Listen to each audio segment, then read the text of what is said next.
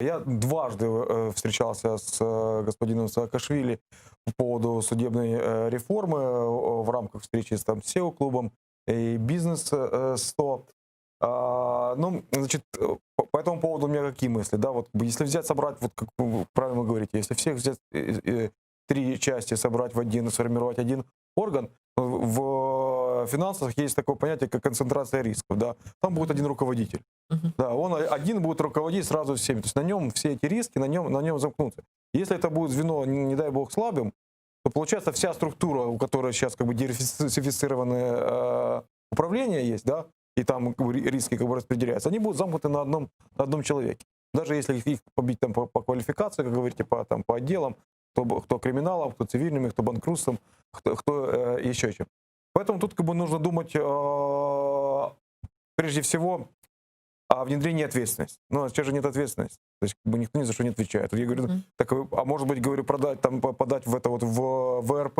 Мне говорят, ну так а что подавать, она все равно не рабочая. Вот. Можем, конечно, подать, говорит, ну потратим время, там, да и все. Вот. А внедрить инструмент ответственности судей за неправочинні рішення. Вот. Сейчас этот инструмент, он слабо работает. Ну и третий момент это кадры. Действительно, перед тем, как формировать какие-то новые органы, вот о чем шла речь на встречах с Саакашвили.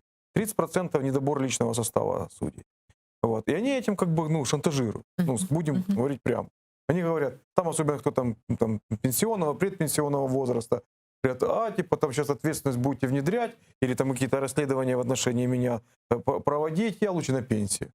И так как бы действительно, вот как перед этим коллега говорила, нагрузка на суды серьезная, как бы, там годами приходится ждать назначения там, месяцами заседания. Вот. И сейчас брать как бы прямо вот всех уволить или там часть уволить, оставить 200, ну не вариант, не потянет. Да. Раз. Два, но меня все равно нужно. Да, вот, набирать новых, как вы говорите, там, из учителей, из тех, у которых есть Викладачів вищих юридичних вузів, те, що вчителів шкільних, але... Я это имел в виду. Вот. Те, кто у меня есть юридическая практика, те, чуть как бы не срослись с этой судебной системы. Вот. И потихоньку, как бы, ну, вот эту часть менять, потому что для бизнеса это очень важно.